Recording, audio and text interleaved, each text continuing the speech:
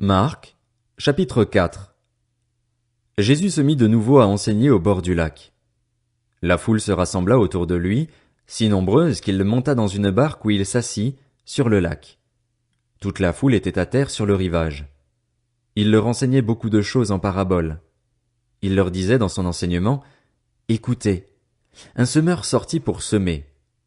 Comme il semait, une partie de la semence tomba le long du chemin. Les oiseaux vinrent et la mangèrent. Une autre partie tomba dans un sol pierreux, où elle n'avait pas beaucoup de terre.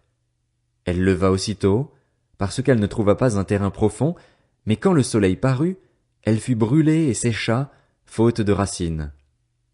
Une autre partie tomba parmi les ronces. Les ronces poussèrent et l'étouffèrent, et elle ne donna pas de fruit. Une autre partie tomba dans la bonne terre, elle donna du fruit qui montait et se développait, avec un rapport de 30, 60 ou 100 pour un. Puis il dit, que celui qui a des oreilles pour entendre, entende. Lorsqu'il fut seul avec eux, ceux qui l'entouraient avec les 12 l'interrogèrent sur cette parabole.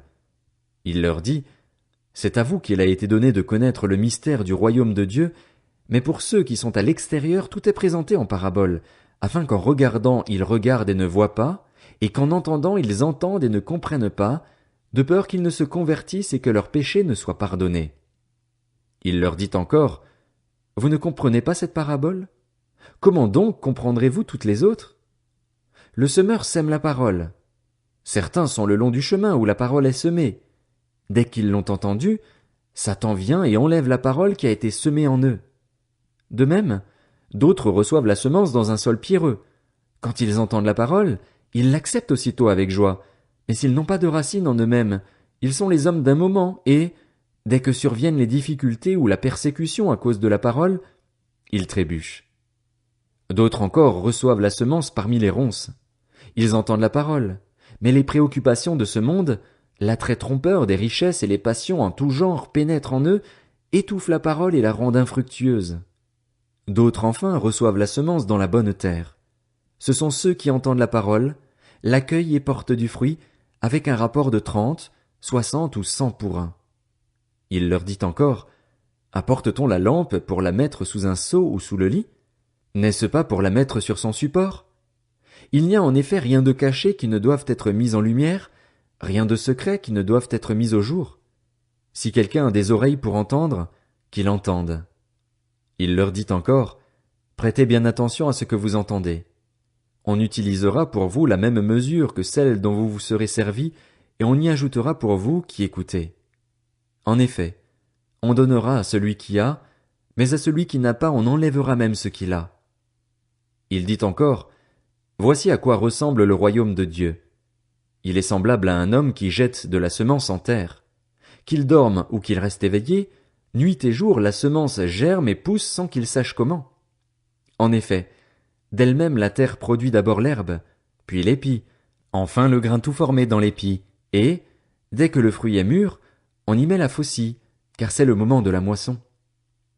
Il dit encore, à quoi comparerons-nous le royaume de Dieu ou par quelle parabole le représenterons-nous? Il est comme une graine de moutarde. Lorsqu'on la sème en terre, c'est la plus petite de toutes les semences qui sont sur la terre.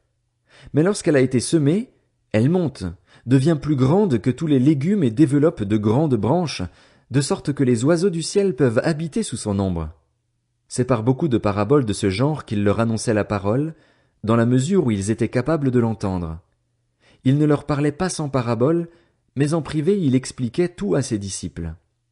Ce jour-là, le soir venu, Jésus leur dit, « Passons sur l'autre rive. » Après avoir renvoyé la foule, ils l'emmenèrent dans la barque où il se trouvait.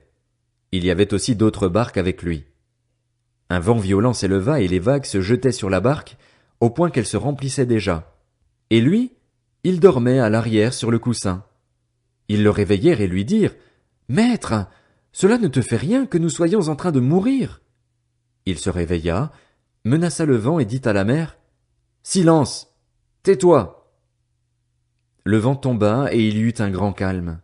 Puis il leur dit, « Pourquoi êtes-vous si craintifs?